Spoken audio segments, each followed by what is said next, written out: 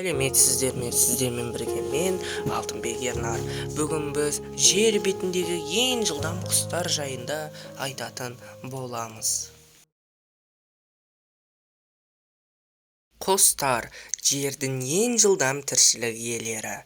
Өйткені жануарлар әлемінің құрлық немесе суда жүзетін құстарының бірде-бір өкілі олармен жылдамдығын салыстыра алмайды. Ең жылдам қандай құс деген сұраққа тек олардың ұшу ерекшеліктеріне қарап бағалаған жағдайда ғана жауап беруге болады. Өйткені кейбір құстар ең жоғары жылдамдыққа төмен құлай ұшқанда жетеді, ал кейбіреулері көлденең ұшқанда жетеді. Ең бірінші төмен құлай ұшқан жағдайда жеткен құстарға тоқталып кетейік.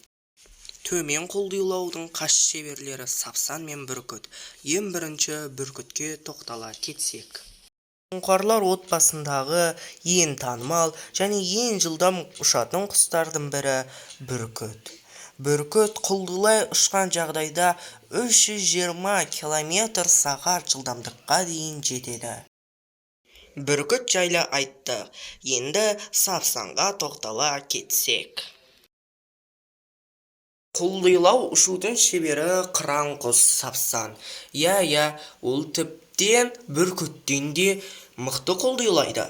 Ол қыран құс сапсан ұшқан құсты аңдып, оның үстінен көтеріліп, қанаттарын қайрады. Содан кейін жоғарыдан бас салады. Ол шеңгелін бүктеп, денеге қысып соққы береді. Нақты есептеулер бойынша шайырды 25 градуспен құлатып, секундына 75 метр жылдамдықпен ұшады. Түзу сызыққа жақын бұрышпен құлаған кезде жылдамдығы секундына 100 метрге немесе 360 км/сағатқа дейін артады. Енді көлденең ұшқандағы ең жылдам құстарға келсек. Көлденеңнен ұшқандағы ең жылдам құстар фрегат, ине құйрықты және жағалтай есімді құстар. Ең бірінші фрегатқа тоқтала кетсек. Фрегаттар өте жақсы ұшады, тіптен олардың жылдамдығы 153 км/сағатқа дейін жетеді. Фрегат жайлы атап өттік. Енді жағалтай, орысша чегіляк жайлы айта өтсек. Жағалтай сұңқарлар тобының кезекті бір өкілі. Ең жылдам құстардың бірі. Оның максималды жылдамдылығы 160 км/сағатқа дейін жетеді. Біз фрегат, онымен бірге жағалтай жайлы айтып өттік. Енді ине құйрықтыға келсек. Ине құйрықты, кейбір деректерде тікенді құйрықты деп атайды.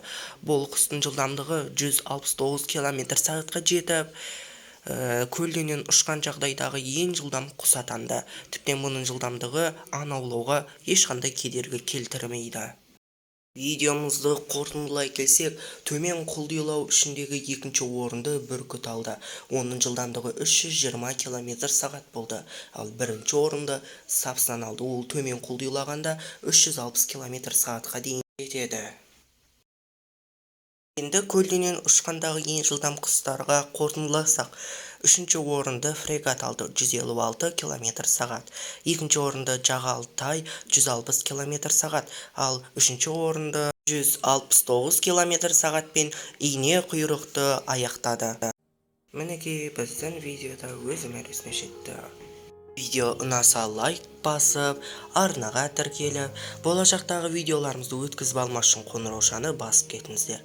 Сау, саламатта болыңыздар.